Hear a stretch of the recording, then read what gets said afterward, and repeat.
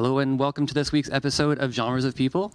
It's a weekly series where we talk to community members who have converged and contributed to the wonderful community of Guelph.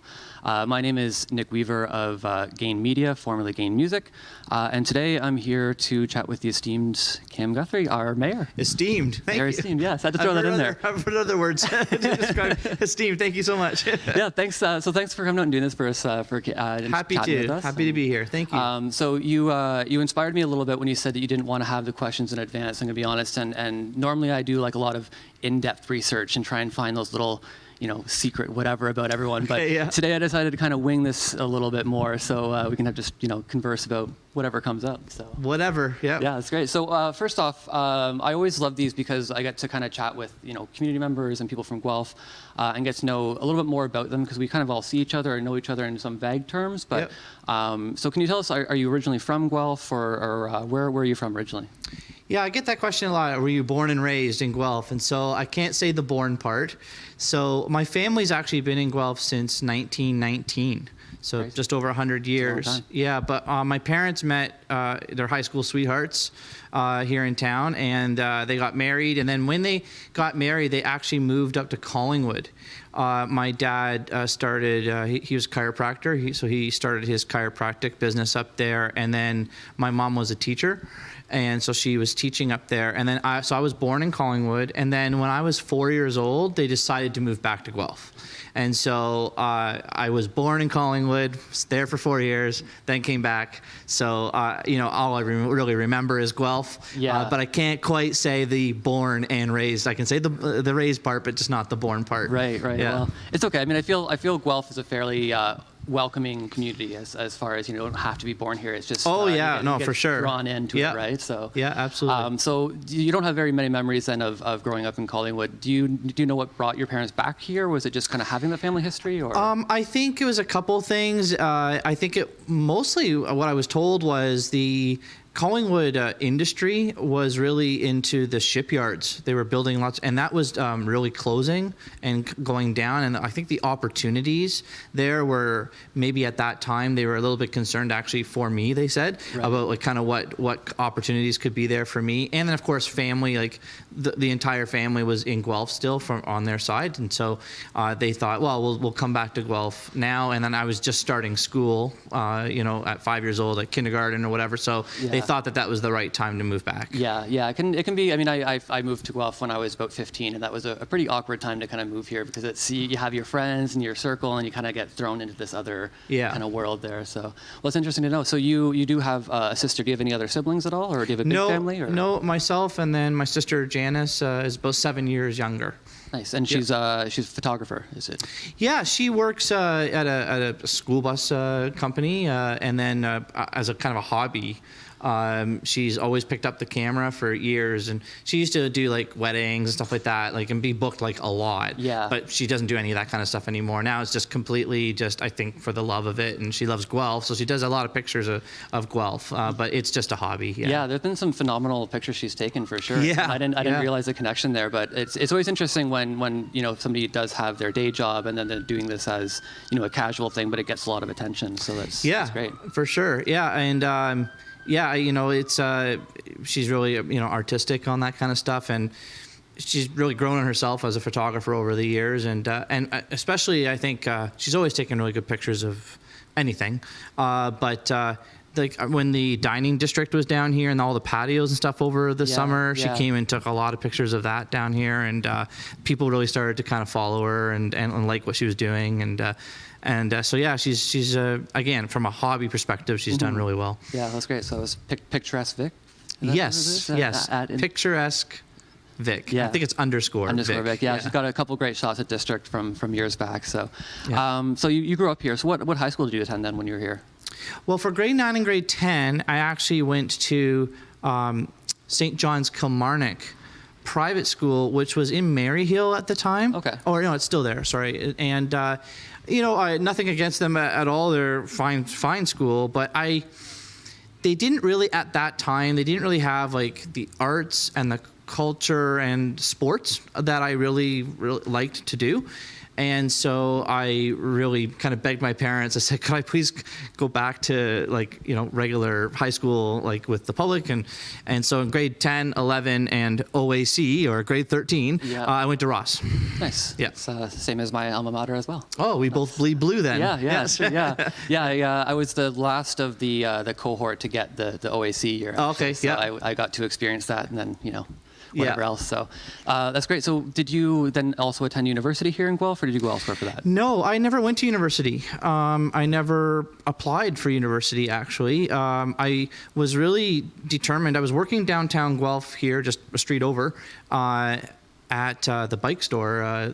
It changed names a few times, so it was called Cycle Path, and then it changed to Revolution Bicycles. And I was really into biking, and so I went to Sir Sanford Fleming College in Peterborough.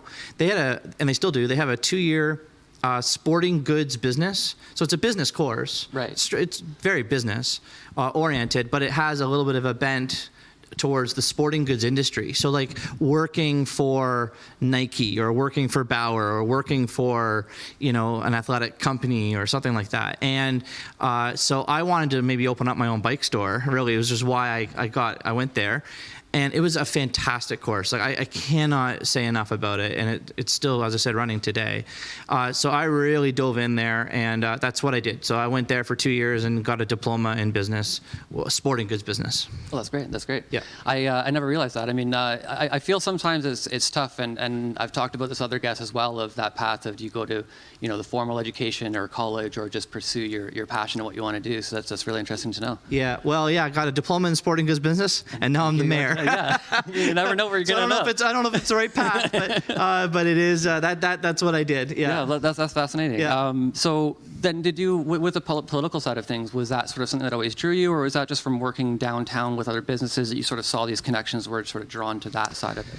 Actually, it's interesting that, again, we didn't know these questions were coming, so it's interesting, that segue. So actually, at Sir Sanford Fleming College was my first kind of maybe segue into politics. They were looking for like a class president or something, and I ran for class president, and I won. I don't know what I did, but I that was my first time kind of running for something where people had to vote for me, I guess. And so I don't know, I left a little bit of a bug with me. I liked it, and so I just, from there, my dad used to always go and like put up lawn signs and stuff like that. So he used to kind of drag me along and hold the sign. And he would bang it in or whatever.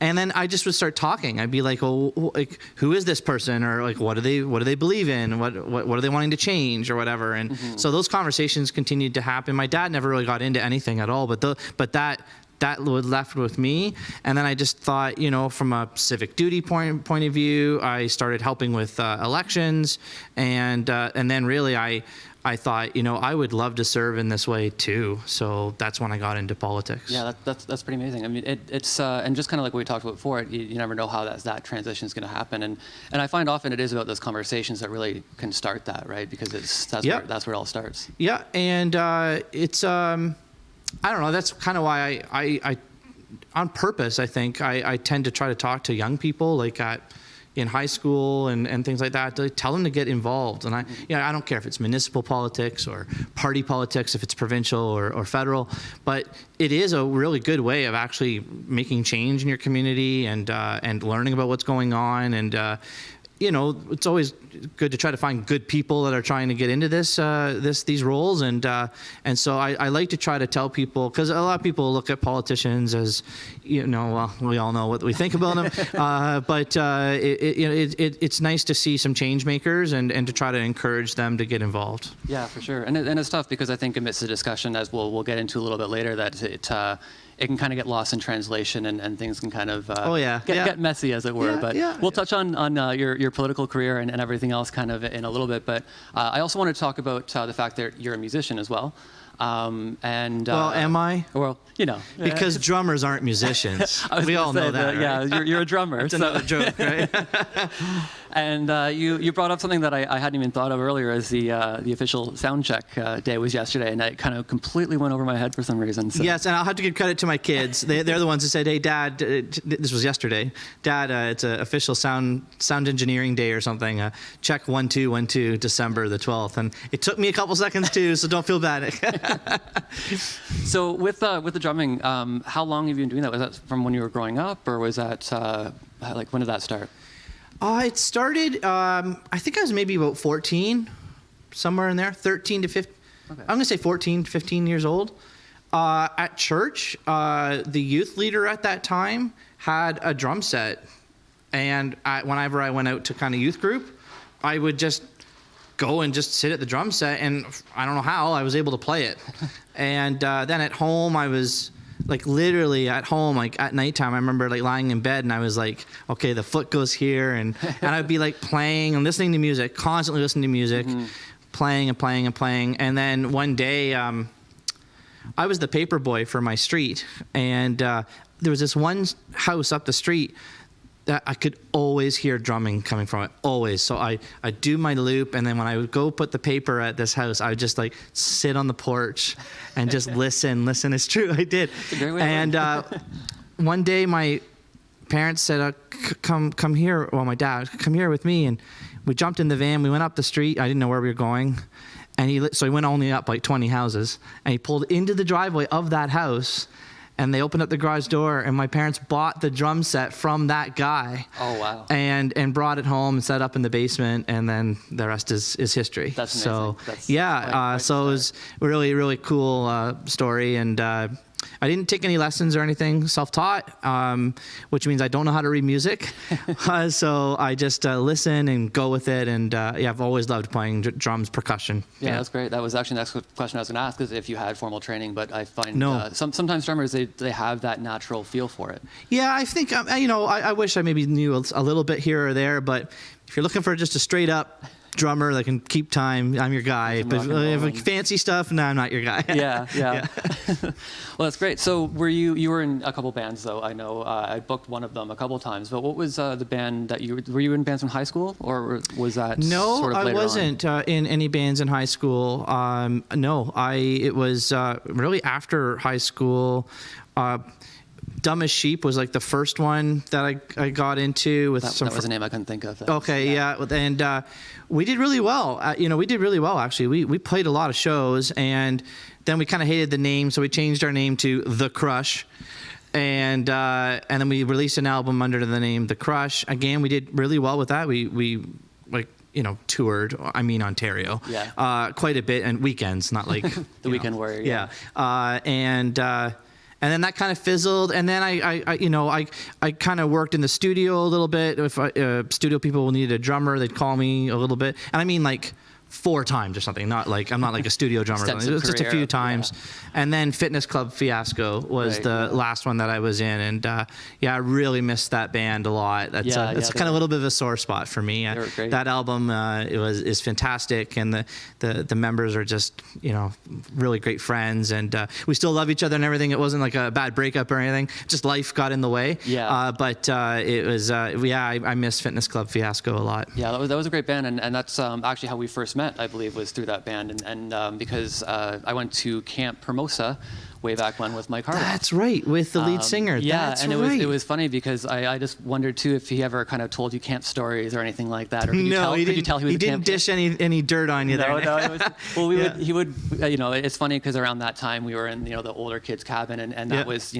always expected to have people sneaking out or whatever else, but we would just be, in the cabin late at night singing like The Lion Sleeps Tonight or whatever else, and the counselors were like, what are these guys doing? And Harloff was a part of that? And Harloff was leading. He was definitely leading. Yeah, definitely. So, that's great. I wasn't sure if you'd told any camp No, stories I didn't. But like it's interesting because actually it's really interesting. We kind of played a lot of the sort of camp circuit a little bit to start. Yeah. Even with Dumb as Sheep, we would play at Circle Square Ranch up near Aurelia, I think. Like, we used to play there every weekend. And then Camp Hermosa, I think we played there a couple times because of Mike. Yeah, and exactly. and then it just, well, it's interesting. Bands, take note. When you play at camps, you're playing at one spot, but you got kids from all over Ontario that come to that place. So then when they leave, and go back home, they then tell others, hey, you should book this band. And that's how we actually multiplied the amount of shows that we did, was because you play at a camp and then those kids go back to their places and then they ask to come and book you. It's pretty cool. That's an interesting tactic that I don't think many really think about. So, it worked really well, actually. Yeah, it's a good way to kind of tour too, because you can hit different camps, right? Yeah, get that experience. So you're still in touch with some of the members of the band. Have you guys kind of talked about doing anything just to kind of get back together and do a show, or is that just sort of too much going on? No, we haven't. And, when I say we chat, I have to be honest. It's like, just here or there, I see a post on social media like, hey, how are you guys doing? Or if they back to me or whatever. It's not too much, not weekly by any means or anything like that. Just keeping in touch when we see something going on. Right. Yeah. Right. Well, if they're watching, maybe we can give a little nudge and do a reunion show or something at some point. Yes, I would. I would love that. Yeah. So I guess we'll get a little bit into your political career.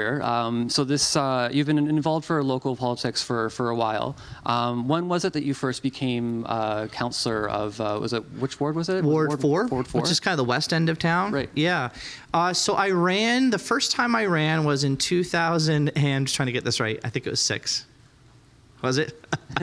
And I lost that election. So that was the first time I ever ran, and I lost that election by, I think, about 180 or 190 or so votes. And you learn a lot when you lose. For sure, yeah. You really do. I remember when I lost, I took out a piece of paper and I put a column down, and I was like, okay, what did I do right? What did I do wrong? And actually, I could still find that piece of paper somewhere. I know I still have it. And then I kept involved. I kept involved with stuff going on in the community still, even though I wasn't a councillor. And then I ran again 4 years later, and then I won for being a councillor for Ward 4. And then I was there for 4 years, and then after that, I ran for mayor. Yeah. So the four-year term and then mayor from there. Yeah. So first term councillor, which is 4 years, and then I ran for mayor, won, and then I ran for re-election in October 2018, so just a couple of years ago, and I won again. So this is my second term as mayor. Yeah. So is that pretty common to kind of jump that quick from being a ward councillor to into mayor, or do people kind of just not want to hold that position? No. Well, some people like to hold the position. They don't want to. In fact, I speak to councillors, and they're like, I never want your job. It's interesting. I would say probably a more generalized pathway to mayorship is councillor, then you try for mayor. I think, and that's not just Guelph, that's kind of anywhere. Yeah. But there has been times where there's been people who have had absolutely no background at all, and they just put their name in the ring, and they win for mayor. Kate Corey is one that comes to mind. So it just really depends on the flavor of the day and who's running and what the issues might be, and it really depends. So for me, I felt it was the right time to run for mayor. I was getting a lot of, and Rachel, my wife, would confirm this, is that we had an answering machine at home, which no one has anymore, but we had an answering machine at home. And I remember coming home constantly, and there'd be messages left of people that we did not know at all saying, you should run for mayor, you should run for mayor. So it's one thing when family and friends sort of say, hey, you should run for mayor, but when you start hearing it from other people, it started to make me think a little bit, maybe I could give a shot at this, right? Yeah. So were there any apprehensions though, or were you kind of went forward and kind of... Yeah, there was. I mean, yeah, of course. I mean, I think that's only natural. Yeah, lots of butterflies in your stomach. But I would say that I went into it confident but not cocky, and you never know what's going to happen. But I felt like it was the right time to make a change. Right. But of course, it's up to the voters. And So. Yeah. Well, that's great. So now, like you mentioned, you're in your second term, and probably arguably more difficult than the first term with everything going on. Yes, it is more difficult because there's so much unknowns right now, and because it is upper levels of government that really dictate what's going on, or public health. Yeah. And I think what happens is a lot of people look to the mayor and they think, oh, the mayor's in charge of everything. The mayor can direct people and do this and do that and make decisions here and there. And that's not the way it works. It's not the way it works at all. Yeah. Public health is a separate entity from the city. I'm not in charge of our medical officer of health. She's in charge of me, to be honest with you. That would be a weird system if you were. Yeah, and in fact, you don't want a politician in charge of your health like that at all. And then the province, is really, it's always been said that cities are the creatures of the province, and it's true. Like they're our parents, and they kind of tell all cities kind of what to do. So a lot of the things that are happening with COVID, as the mayor, I am the spokesperson, which is the role of a mayor, is to be the spokesperson.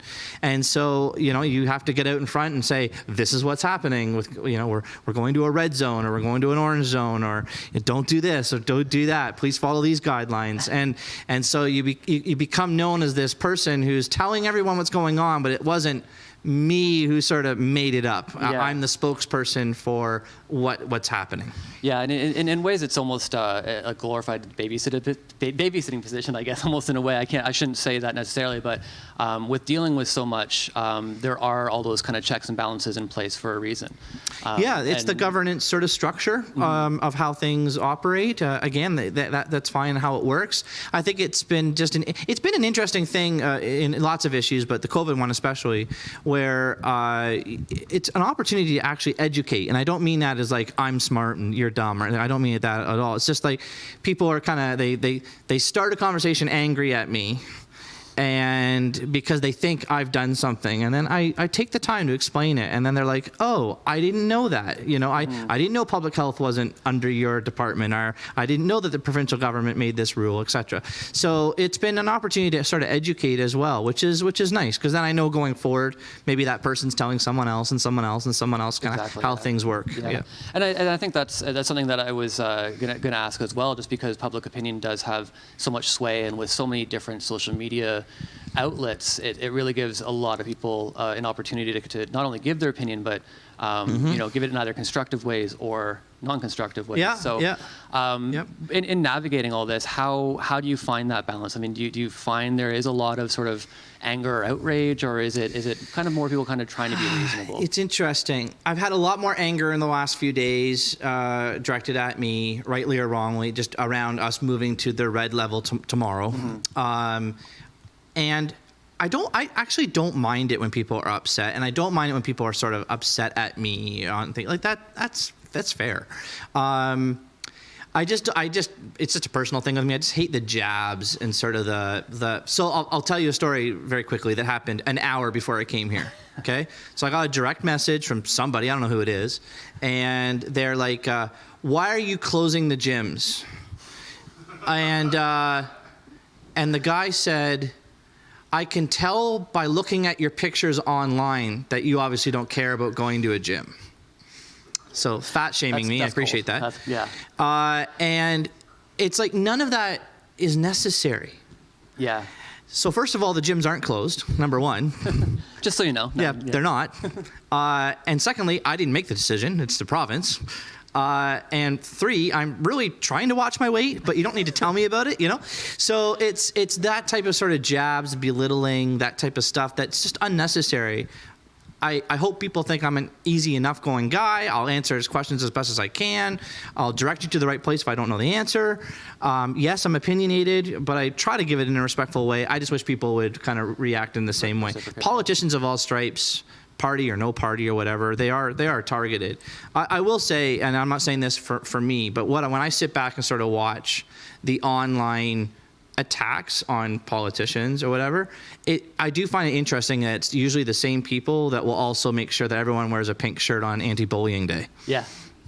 right? Generally, yes. Yeah. So they're the ones that stand up for that kind of stuff, rightly so.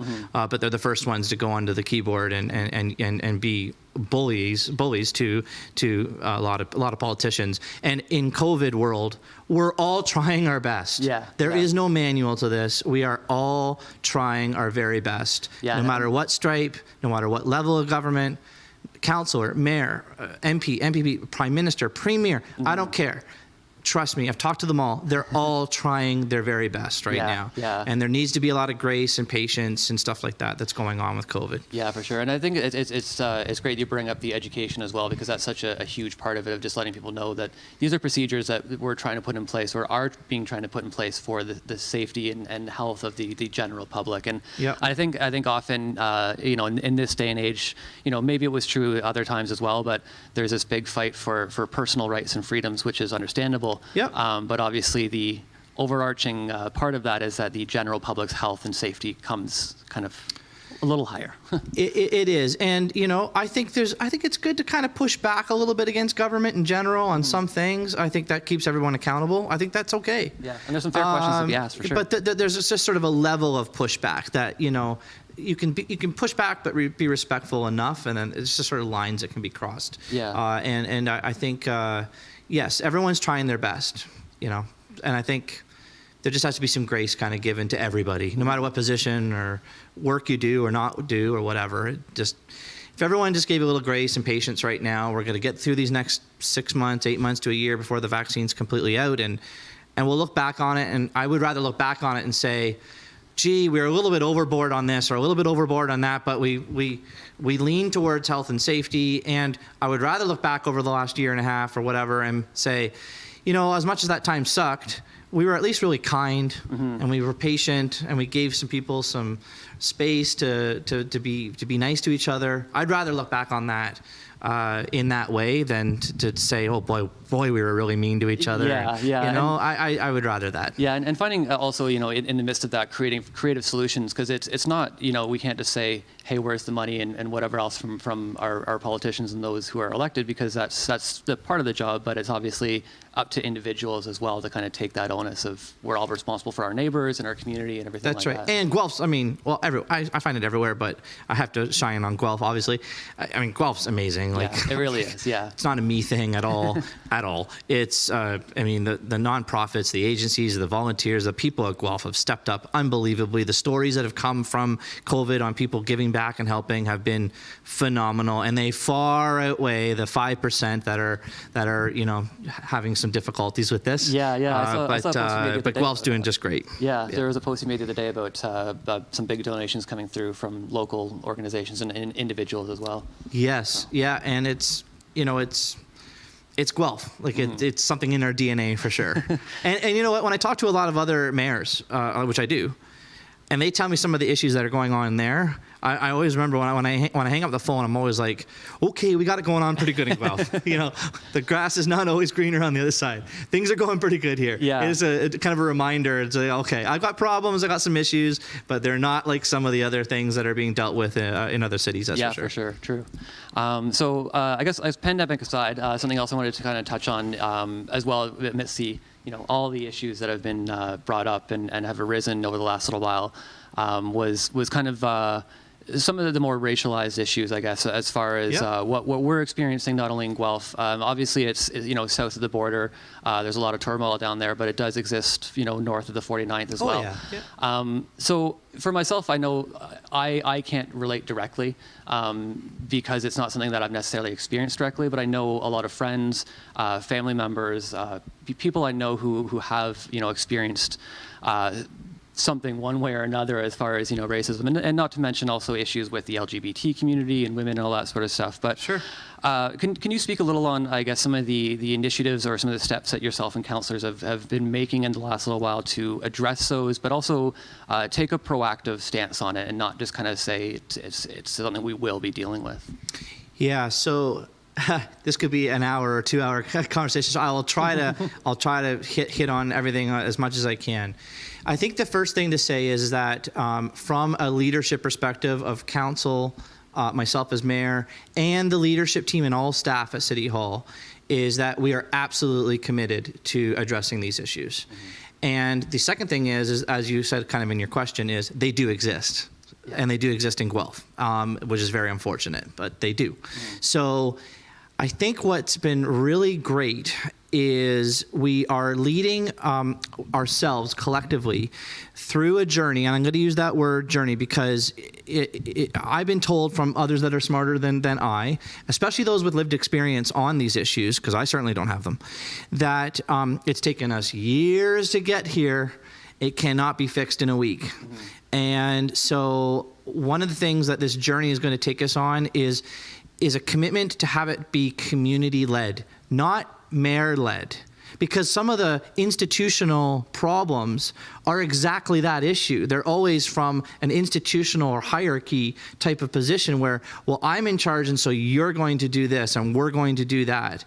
And that type of structure, institutional structure, is what got us into a lot of the problems that we have right now. So what we're going to do at the city is have it community-led, and we're going to lead alongside, or we're going to lead from behind as we move through this journey together.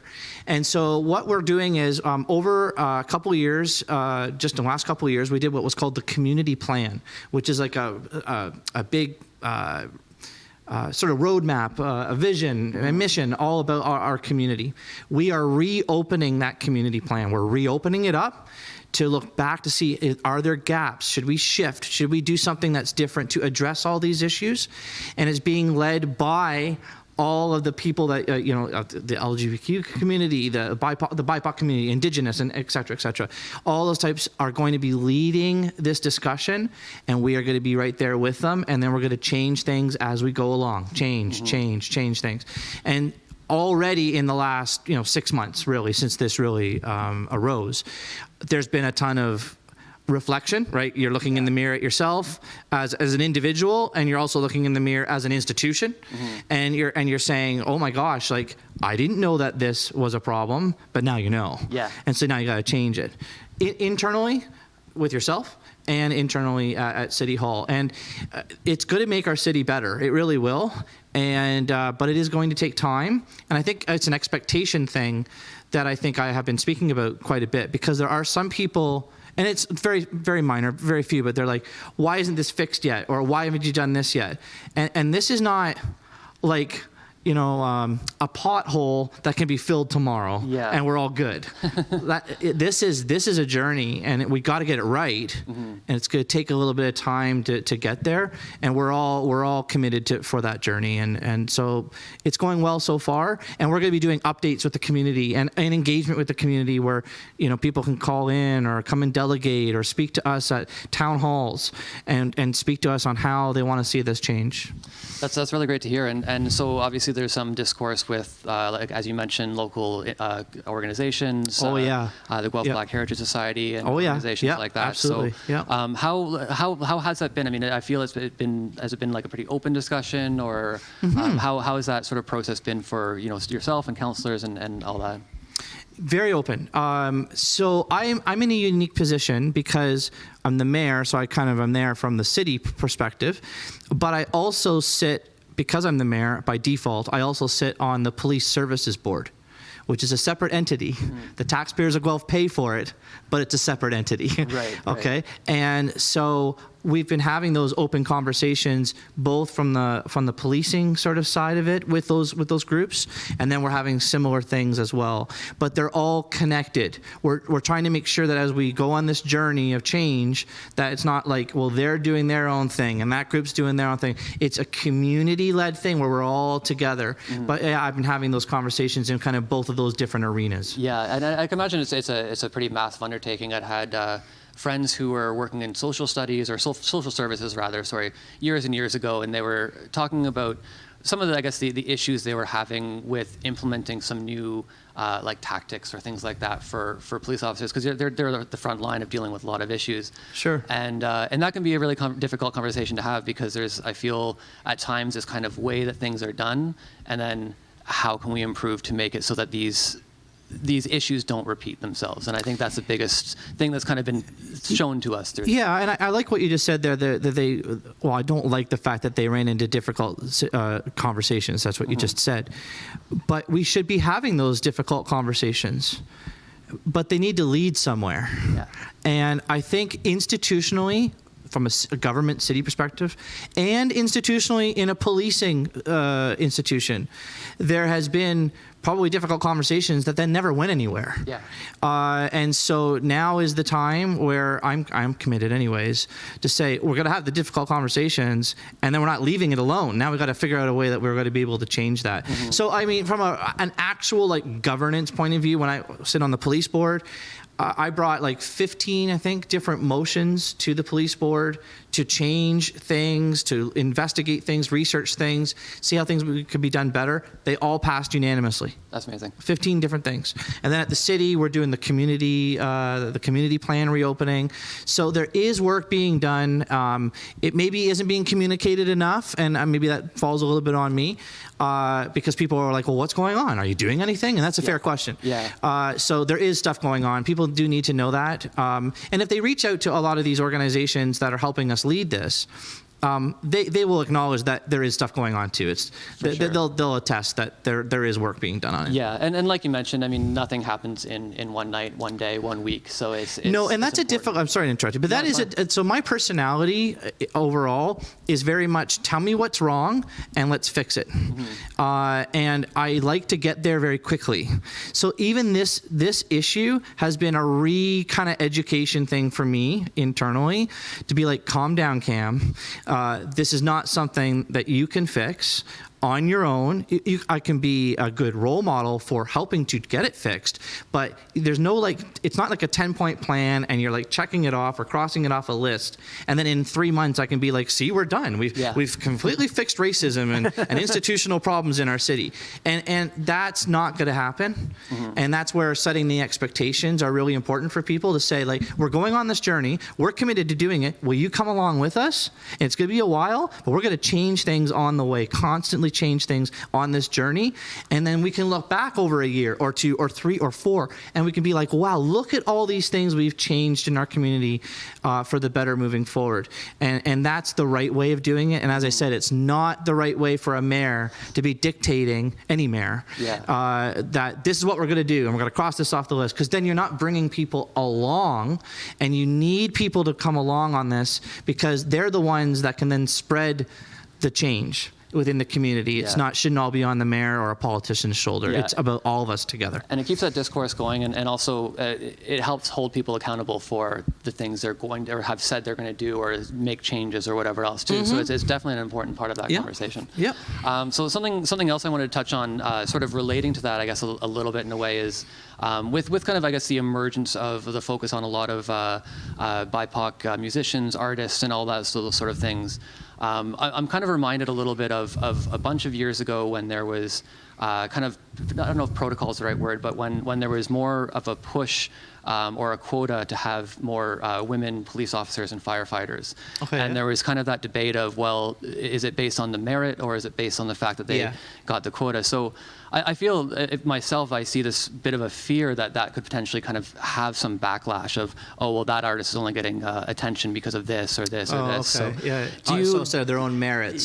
So do you feel, I mean, is there concern or is there sort of something in mind, I guess, for yourself and counselors to kind of reassure the BIPOC community that this isn't just like a passing fad that's going to change as the winds change, sort of thing? That's a good question.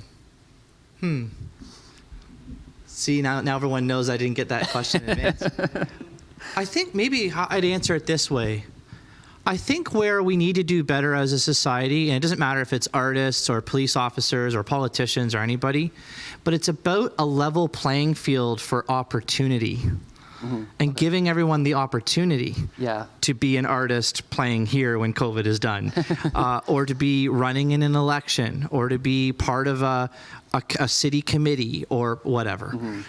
And it's about making sure that there's that equal openness for the opportunity. Right, yeah. Maybe not the outcome.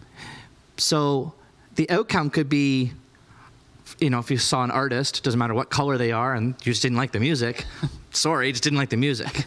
Has nothing to do with the color. But they were given the opportunity. And so I think if we as a society start to try to level the playing field, that there is structures that need to be pulled out of the way, hurdles torn down, so that the footing of society gives equal opportunity to people, but doesn't guarantee the outcome. That I think that's where we need to kind of focus.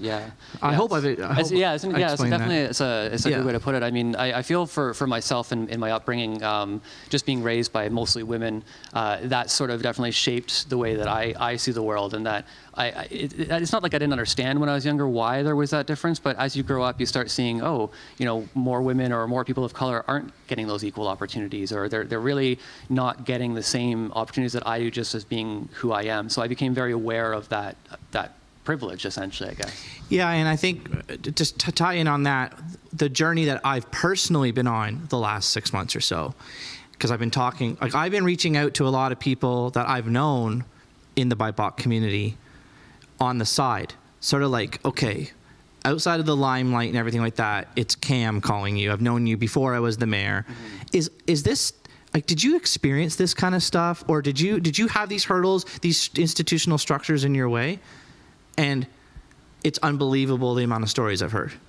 So from an internal sort of reflecting kind of point of view, for me, it's been an aha moment for me to be like, oh, I didn't know you experienced that, or I didn't know that policy was there, or I didn't know that structure was there. And now people, I think, are being a little bit more free to tell their story that I've never experienced. It's not my lived experience, but I'm getting confirmation from all those people, different groups, different backgrounds, to say that there is some problems. It'd be nice to get them out of the way. Yeah. And I think, obviously with everything going on, it's given a lot of people that time to reflect on those things internally and take that in. Yes, and of course, I was told by many in the community, rightly so, listen. Like, don't try to fix it, listen. And so it has been a lot of listening, and me calling and saying, asking kind of probing questions, and them calling me, proactively calling me, saying, I need to tell you my story. And it's like, that happened in Guelph? That happened to you in? Like, stuff I would never have known. So I think there has been a little bit of that freedom now to be able to tell your story. And for me, when I hear stories, especially from people that I know, not that I discount the other ones, but especially from people I know, it makes me really realize that there is a good opportunity here to make some change, and it should happen. Yeah, Billy and I'm sure I definitely have a bunch of stories just from being downtown, but I think we always kind of like take the positive side of it, like in a way, sometimes there's always that opportunity, I guess, that can come from these situations. So it's great to have these conversations, and thanks for sharing with us as well, for sure. It is, So I wanted to shift a little bit, obviously with right now it's kind of budget season for the city and figuring out what's next. So just like I guess everyone else, everyone's kind of trying to figure out, it's all coming down to the dollars and cents. So with everything going on, pandemic and all this sort of stuff, how has that kind of shifted some of the mentalities that yourself and councillors are approaching with this upcoming budget compared to other years? So we actually did just pass the budget last week. Right. It just finished. And so we've been going at it though since like about October, all the way through till last week. And so it was a difficult budget. Because you still need to invest in the things that keep a city going.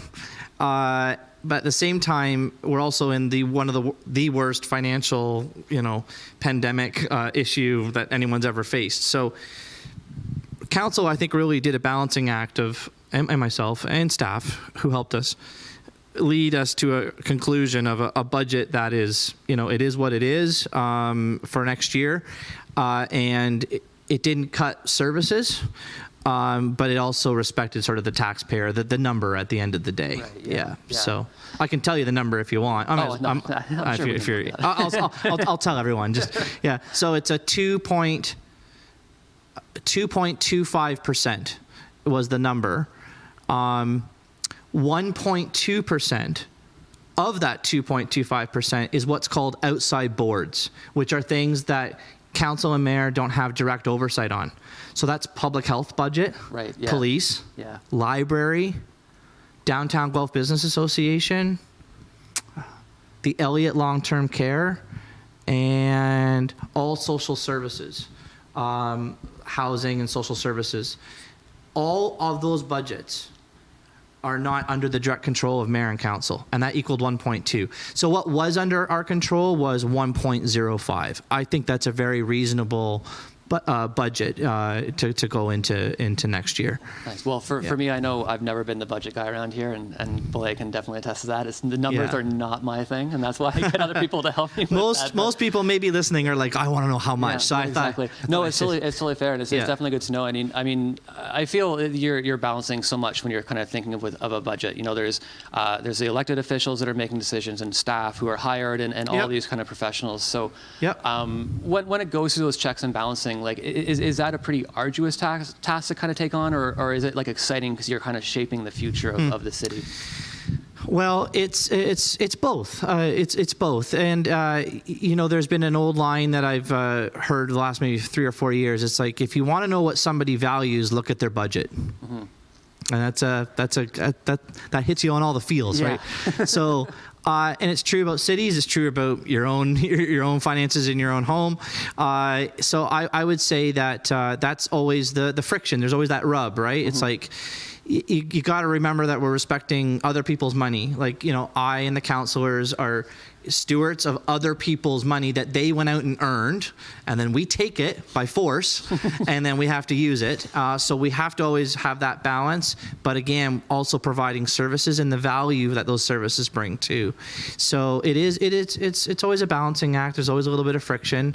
Going into next year with COVID was so difficult though, because there's no crystal ball. We did get some money from the upper levels of government this year, but there's no promise that we'll get any in 2021 at all.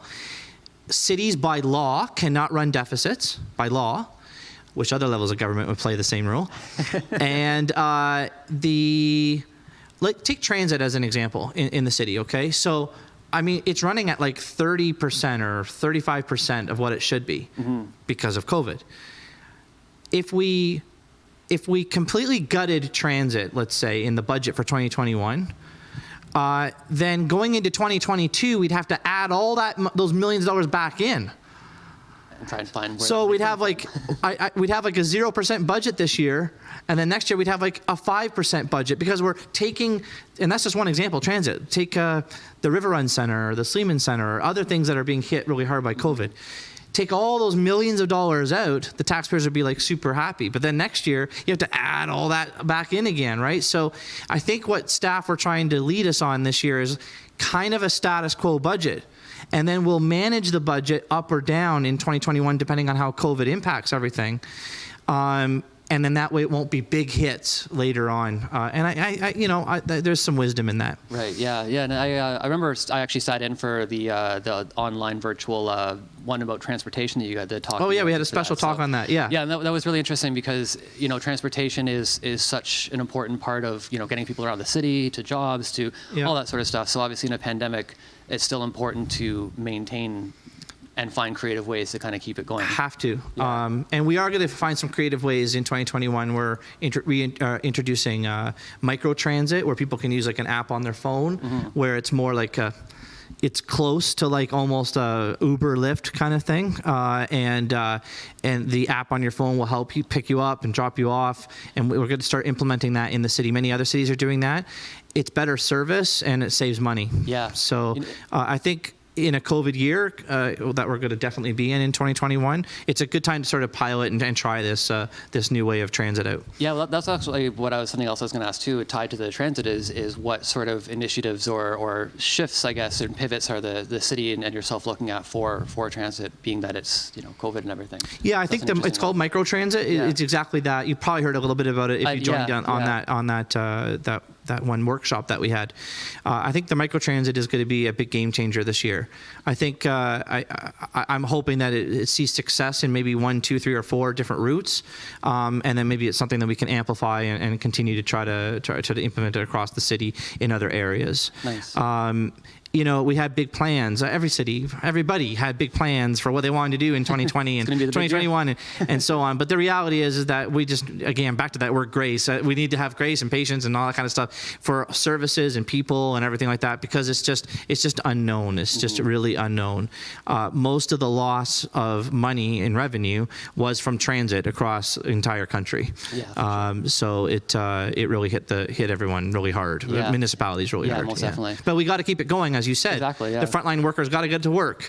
People without a car, they got to get their groceries or their medicine or what. We gotta keep some type of a transportation system running. Yeah. Well, I think I pitched it a while ago to Blay or somebody in one of my random ideas that I'll come up with. But I was talking about how one thing that we could do is just whatever, if you want to take the idea. Sure. Is put like rickshaws attached to bikes kind of by the parkade to encourage people to kind of come downtown, park downtown, and they can be kind of brought about in various areas. But that would be kind of something more local or a small business, right? A little bike and a rickshaw. It would be. So first of all, you shouldn't laugh because I think it's a great idea. The rickshaw thing I think is great, but that'd be like a private sector type of, that'd be like an entrepreneur thing. Exactly, okay? Yeah. So one of the things, though, that I was kind of yelled at about when we had the dining district and we had and some of the patios and stuff downtown over the summer was people would be like, well, where am I going to park? Or how am I going to get to my place? Well, when you think about it, when you go to an airport, you park, right? Mm-hmm. And then if you have a disability or whatever other reason that you need from an accessibility point of view, you need to get somewhere. What do they have? They have those little electric go-karts, right? Yeah, yeah. Or not go-karts. I wish that'd be really fun. Golf carts. Golf carts, yeah. And so that's exactly what we could implement in the city of Guelph. Like you park at a parkade, and then someone comes and gets you, and they drive you to where you need to go to help with the pedestrianized sort of downtown core. I really think that kind of stuff is available. Rickshaws, I'll leave that to you. That could be your platform when you're running for mayor or whatever. But that kind of stuff, bring it on if it can be done. I think that kind of stuff is fun. Yeah, a local bike shop could pick it up and do that. That's right. And, there's some opportunities there. I think it's a spring-summer thing, but I'll leave it with you. Keep me in the loop. So we mentioned obviously that there's your healthcare and everything like that isn't a part of the city jurisdiction. Yeah. Is there kind of, though, initiatives, or we talked about education before amidst all of this, where there could be ways that the city can help facilitate some of that educating, just as far as how people can kind of get around, or if they're struggling amidst a pandemic, or if they have other issues or things like that. Is there anything for getting set up, I guess, for the mental health side of things, I guess is what I'm trying to get at. Yeah. So you're right. Technically, the cities are not in charge of education. That's the province. The cities are not in charge of healthcare. That is the province. Mm-hmm. But that doesn't mean we ignore those issues, okay? So when it comes to mental health is a health issue. It comes from the province. So funding comes from there. But we have definitely a role to play, because the well-being of everyone in the city makes a better city, right? So we can't ignore it. So we really partner with like the Canadian Mental Health Association and other agencies and stakeholders in town to really address those issues. It is especially being highlighted right now because of COVID. A few months ago, I had the mayor's task force on economic recovery for businesses and such like that, and we actually had a full hour or so dedicated just to mental health issues at work, no matter if it's a small business or a big business or whatever, because it's going to be a big problem.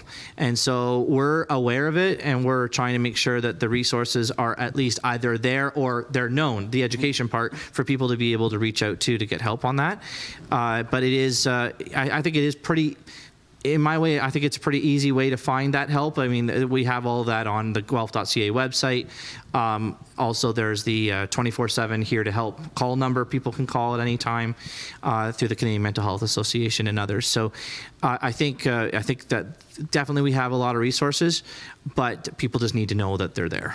Yeah, and it's tough. I mean, I know things have kind of been exacerbated during this pandemic, and it's been kind of, I think this is more evident, I guess, because you see it a little bit more and people are struggling. And I think it's important that people can get connected with these services. And I know, it's not necessarily a city's jurisdiction, but there's places, like you mentioned, like Hope House and all these other great organizations. Those are the stakeholders, like that, tons of those. That do great work within our community. So I think sometimes, with the moving of 40 Baker Street, and I think about that sometime to Ed Peckersgill, it's no wonder, we kind of touched on it a little bit before, why citizens and people kind of look to you and councillors and ask, why did you do this, or how did this happen, or whatever else. But obviously there's a which whole, we did not, by the way. Yeah, there's obviously a whole series of things that had happened amidst that, because it's private and whatever else. But how, I guess amidst this pandemic, we've kind of talked about it a little bit, but how are some shifts happening amidst council to address these issues and work with these organizations and all that? Yeah, so what we did was every year we have a fund called the Community Wellbeing Grant Fund. It usually sits at around, I think about $370,000 fund yearly. So in a non-COVID world, every year there's about $370,000, and then people can apply for money from this fund to go towards some of the things that you're talking about: social services, nonprofit work, things to make our city better. And what we did was we increased it this year by an extra $350,000, with more of a dedicated theme around COVID response. And then in the budget last week that I was just talking to you about, we added an extra $350,000 again into next year's as well, so that something that normally the municipality wouldn't do, we're tapping into those funds to be able to give it to the community for that type of maybe social services, nonprofit, volunteerism type of work that can be done next year.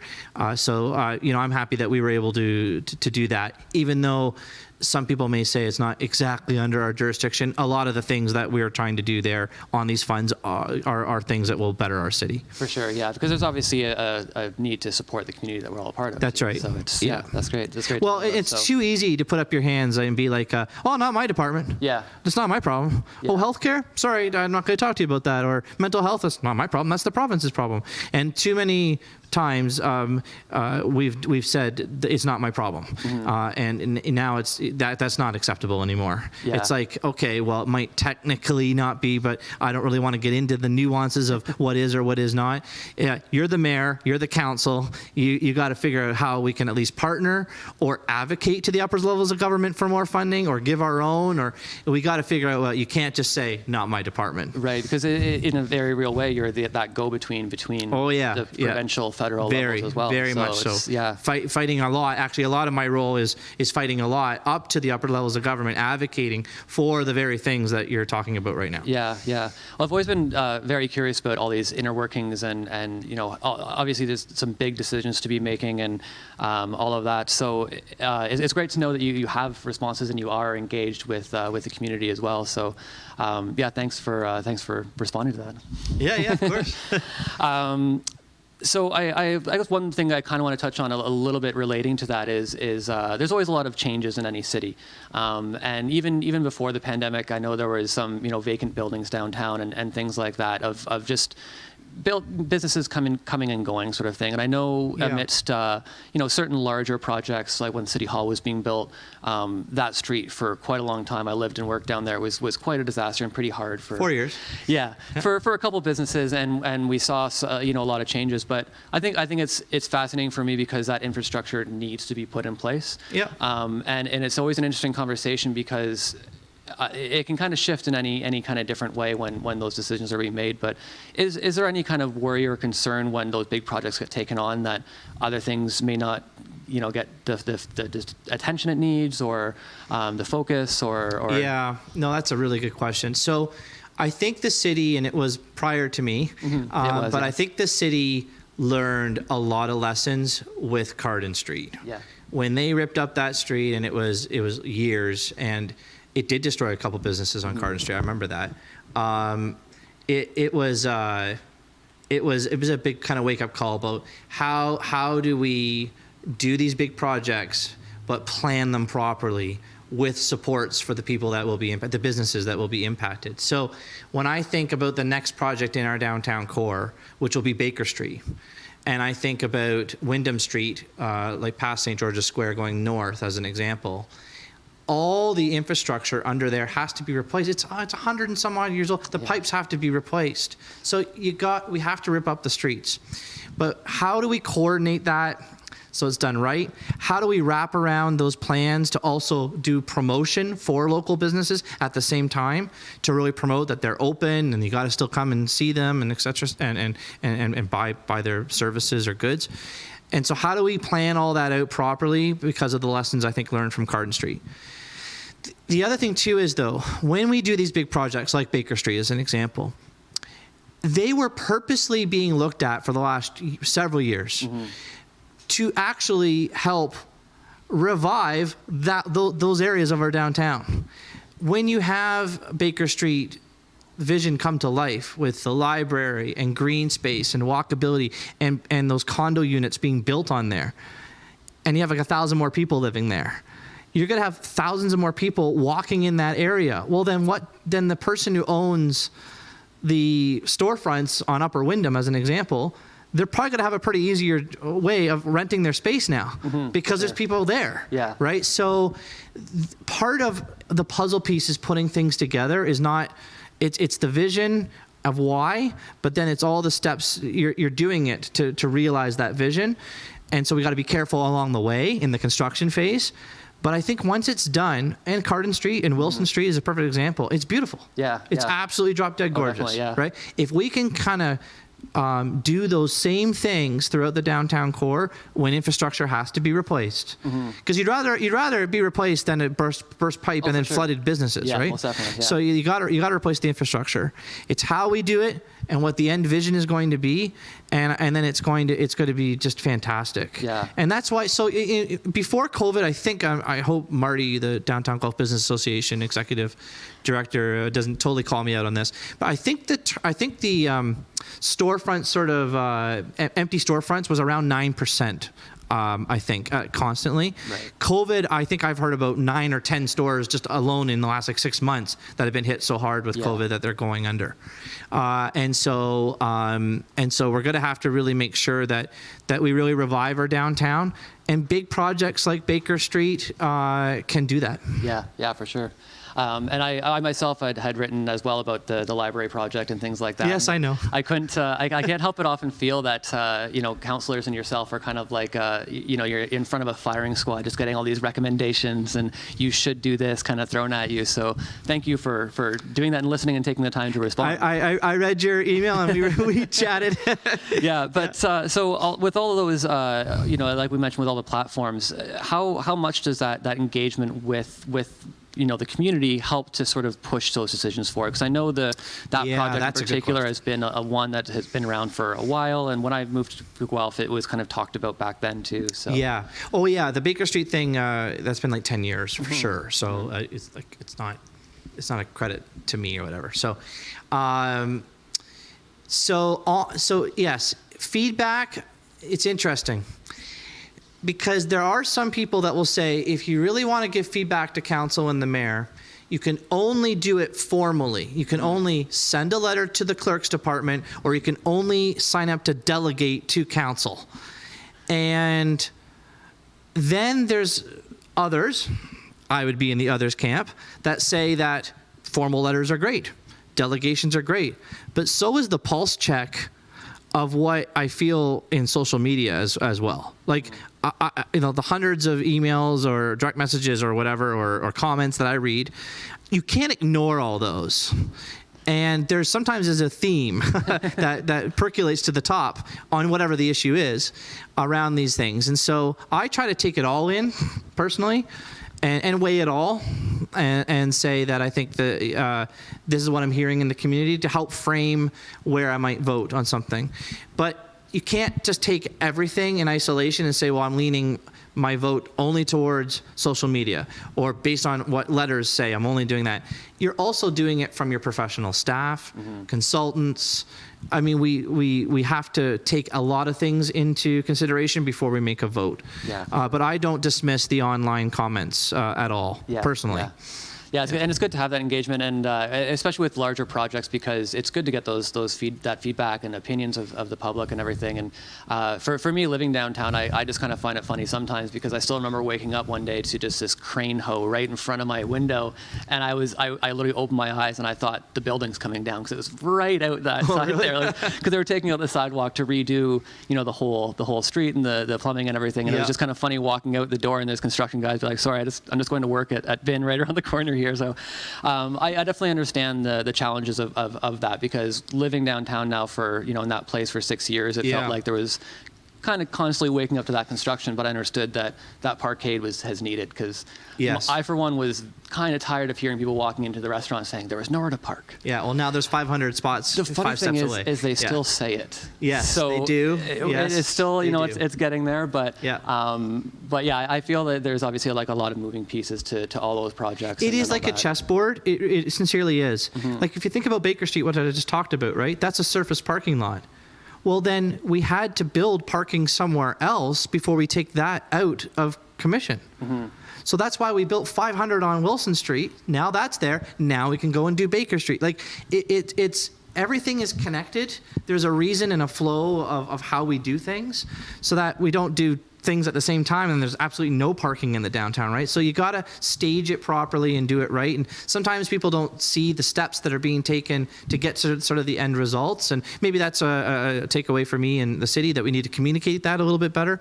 But yeah, there's a reason why we do things. Yeah, for sure. Yeah, for sure. Yeah. So speaking of some of the discourse, and kind of, I guess, getting a little bit back to things going on right now and everything like that, is there kind of any fears that you have right now of false information being spread amidst everything going on, or people kind of just gaslighting and lighting that fire under people to kind of incite that? I think what I see in Guelph, I don't think there's a lot of misinformation going on. There's always like the 5% or whatever that are saying something that it seems so ridiculous that you can kind of just discount it pretty much right away. I do a lot of sort of correcting when I see the misinformation, but I don't think the misinformation is coming from a place of purposeful. I think it's just misinformation, or they just don't know. The example of why are you closing the gyms as an example, that's misinformation, but I don't think it was done on purpose to spread fake news, right? So a lot of it is us trying to correct people or steer them in the right direction, be factual on things, but I don't see a lot of it in Guelph, to be honest with you, not too much. Yeah, that's good to hear. And it's good to know, because I mean, obviously you probably field a lot of these questions and get a lot of comments like that. And even just a couple posts that we made for tonight, there was some interesting little feedback that I always find it fascinating, because it does. Oh, really? I'm going to check that out. Yeah, it does encourage the conversation, and I think that's the important part sometimes that people kind of miss, is that this is a conversation. Like we've talked about all this whole time, is that that discourse is important. You can't kind of come at it with negativity and point the finger of you're not doing this, or you're not doing this, or you're not doing enough. So I think you can point. For me, I think it's absolutely reasonable after a conversation to say you're not doing anything. Right. You can point the finger. You're not being accountable. Right. Then at least you're armed through the conversation to have the ammunition to say you're not doing this. But to come right out and say you're not doing this, or you're an idiot, or this kind of stuff, it's just how do you have a conversation in that arena, right? So that's why facts are important, and that's why correcting things are important. Education is a part of it, and better communication is a part of it. As I said, it could be a learning thing on my end to make sure we're being more proactive on communication. But as I said, I don't find it to be too much of a problem in Guelph. Yeah, and actually, I find if someone is spreading misinformation, whether it's on purpose or not, I find that most of Guelph kind of comes and they don't need the mayor to come and say something. Most of Guelph goes, no, and they post a link or they post the fact or whatever. We kind of self-police ourselves a little bit online with some of that misinformation sometimes. Yeah, and it's great, and that's really what I enjoy about Guelph, what I enjoy about this community. It's why we do things like this, to have these conversations and keep that going, and just, engaged with people in general. So thanks so much for doing this. It's been great chatting with you. Yeah, and, you too, and Nick. talking It's about all this. And good to see you. I don't know, about 7 feet away. It's good to see you in real life. Yeah, for sure. Yeah. And I wish you all the best. In fact, from a pivot pointing of view, you pivoted. Gain Music pivoted pretty quick during the. It's all because of these guys. Yeah, here, well, of course, the general you. Yeah. Yeah. I to do the now to the media part. What a great idea. And like, for instance, being able to live stream the march downtown, live stream the thing that you did on your roof, like all that kind of stuff has been that's pretty cool technology to be able to do that, and a great service that has never been available before.